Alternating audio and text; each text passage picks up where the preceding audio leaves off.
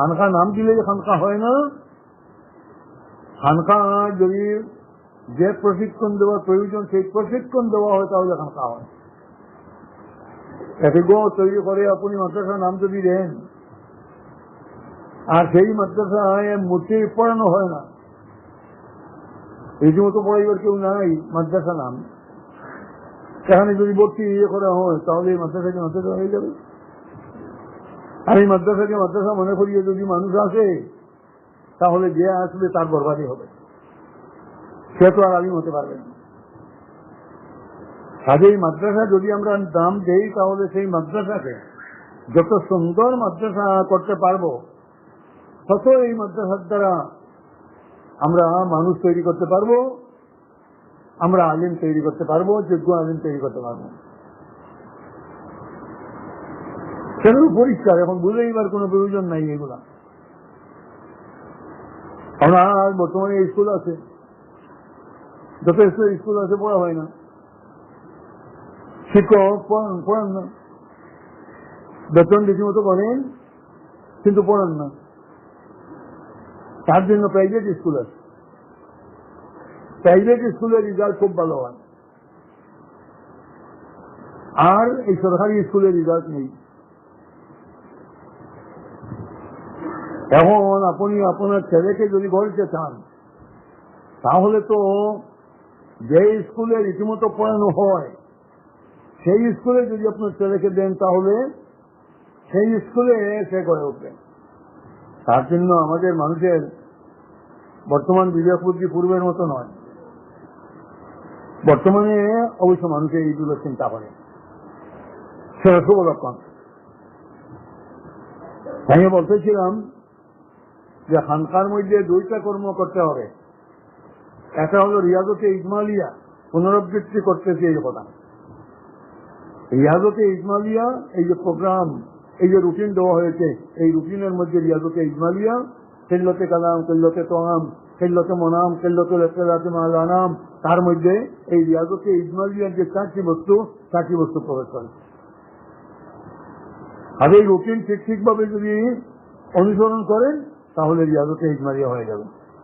তার জন্য এই রুটিন দেওয়া হয়েছে, বারবার তাকদা করা হচ্ছে যে এই রুটিন অনুসরণ করুন, এই রুটিন ঠিকভাবে অনুসরণ করে চলুন।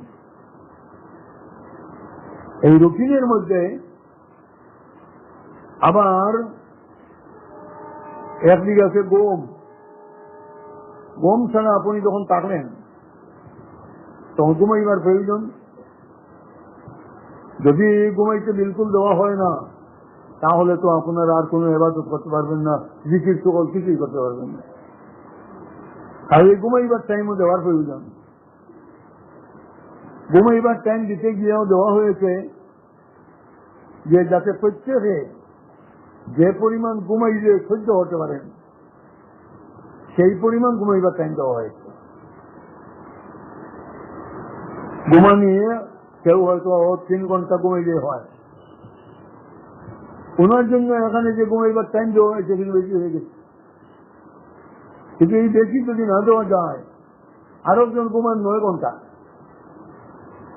তাহলে তার জন্য যদি 3 ঘন্টা দেওয়া হয় তাহলে তো হবে না।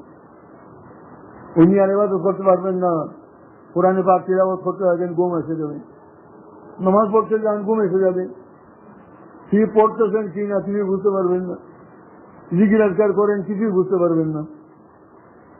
কাজেই এই রিয়াজতে ইজমালিয়ার মধ্যে ঘুম কমাইতে হবে।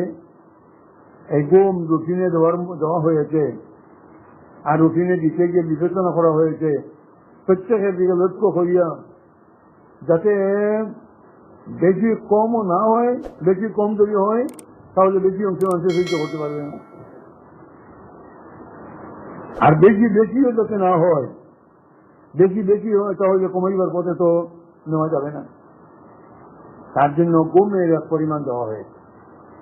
ঘুমের যে পরিমাণ দেওয়া হয়েছে এই সময় যদি আপনি বলেন এই সময় তো ঘুমাইবার সময়, জিকির আজকাল জিকির সকলের সময় নয়, অন্য কোনো রুটিন নাই, কাজে আমি কিছু ভ্রমণ করি আসি, তাহলে হবে না।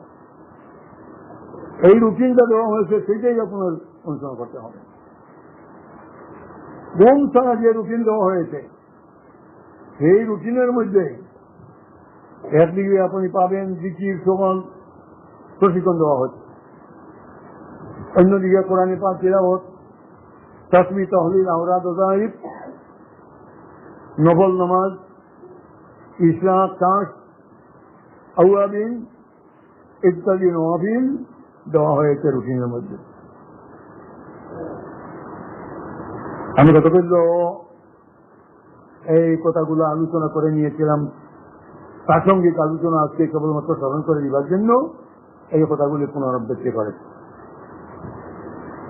এখানেই আমি হাদিস তিলাওয়াত করেছিলাম, হাদিসে কুদসি عن أبي هريرة رضي الله تعالى عنه أنه قال قال رسول الله صلى الله عليه وسلم قال الله تبارك وتعالى من عاد لي وليا فقد آذنته بالحرب وما تقرب إلي عبدي بشيء أحب إلي مما افترضت عليه ولا يزال عبدي يتقرب إلي بالنوافل حتى أحببته فكنت سمعه الذي يسمع به إلى آخر الحديث أو كما قال عليه الصلاة والسلام। এই হাদিস আমি গতকাল তিলাওয়াত করেছিলাম এবং এই হাদিসের থেকে আরম্ভ করেছিলাম। এই হাদিস হলো হাদিসে কুদসি। হাদিসে কুদসি এরূপ হাদিসকে বলা হয় যে হাদিসে রাসূল আকরাম সাল্লাল্লাহু আলাইহি ওয়াসাল্লাম বলেন আল্লাহ পাক পরবর্তীকারের কথা। এই হাদিসে কুদসি আবু হুরায়রা ফরমাইতেছেন, নবী করিম সাল্লাল্লাহু আলাইহি ওয়াসাল্লাম ফরমাইতেছেন, আল্লাহ পাক পরবর্তীকার ফরমাইতেছেন। কি ফরমাইতেছেন? মান আদা লি ওয়ালিয়ান ফাকাদ আযানতুহু বিল হারাম। আমার ওলির সঙ্গে কেউ যদি শত্রুতা করে, আমি বলি আমার এই ওলির সঙ্গে তুমি শত্রুতা পূরণ করিও না, আমার সঙ্গে যুদ্ধে আসো। আউলিয়া কেরাম যারা যুগে যুগে অত্যাচারিত নির্যাতিত হয়েছেন, সেটা আল্লাহ পাকের উদ্দেশ্য যে তুমি যদি আল্লাহ পাকের আমার প্রিয় পাত্র হতে চাও তাহলে আমার জন্য কতটুকু করতে পারো আমি দেখি পরীক্ষা করি। তার জন্য আউলিয়া কেরামের উপর নির্যাতন আছে। আউলিয়া কেরাম হকের উপর অটল এবং অচল থাকেন, কোরআনে পাক এবং আহাদিসে নববিয়ার উপর অটল এবং অচল থাকেন, এবং কোরআনে পাক এবং আহাদিসে নববিয়ার উপর যখন অটল এবং অচল থাকেন তখন তাদের উপর নির্যাতন আসে। এই নির্যাতন সেই জন্য আপনি আল্লাহ পাকের পরবর্তীকালে প্রিয় পাত্র। আবার অন্যদিকে এরা অত্যাচারিত হচ্ছেন কেন?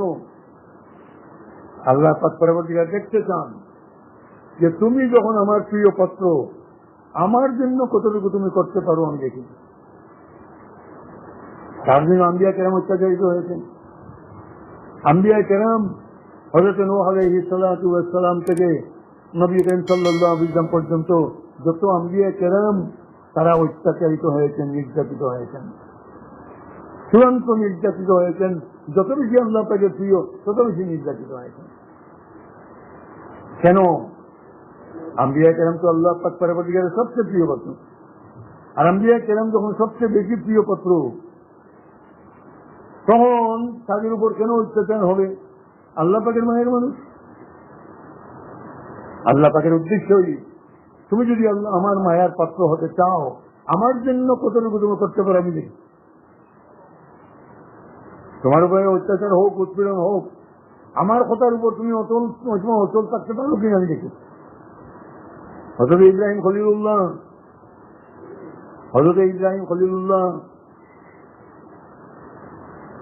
আম্বিয়া কেরামের মধ্যে হযরত ইব্রাহিম খলিলুল্লাহ নাম আমরা প্রত্যেকেই জানি।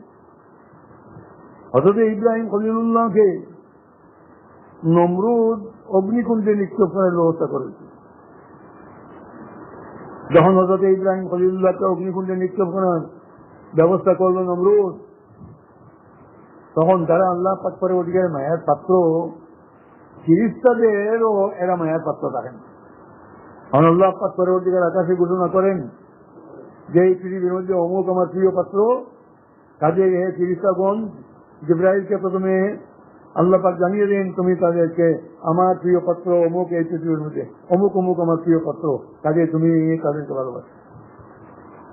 ফিরিস্তা জিবরাইল ফিরিস্তাগণকে একত্রিত করে বলেন একটা কথা জানিয়ে রাখো, আমার আল্লাহ পাক পরবর্তীকার ঘোষণা দিয়েছেন এই পৃথিবীর মধ্যে অমুক অমুক তার প্রিয় পাত্র, কাজে আমরা যেন তাদেরকে খুব ভালোবাসি। আল্লাহ পাকের প্রকৃত ভালোবাসার পাত্র যারা, আসমান থেকে ভালোবাসা আরম্ভ হয়, পৃথিবীর মধ্যে আস্তে আস্তে মানুষের গ্রহণ করে, লোকে গ্রহণ করে।